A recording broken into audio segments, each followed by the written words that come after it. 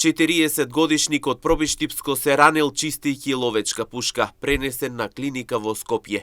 На 2 април годинава во 16 часот во полициската станица Пробиштип од Итната медицинска помош Пробиштип известиле дека кај нив е пријавено дека во семејниот дом ВН го пронашал својот син МН, 40 годишен од селото Добрево Пробиштипско, со прострелна рана.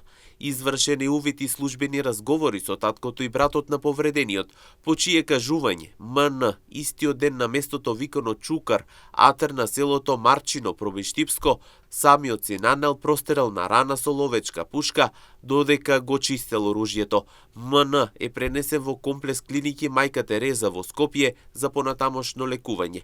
Од лице место е подигната ловечка пушка и патрони. За настанот известен јавен обвинител од основното јавно обвинителство Штип и се преземаат мерки за расчистување на случајот.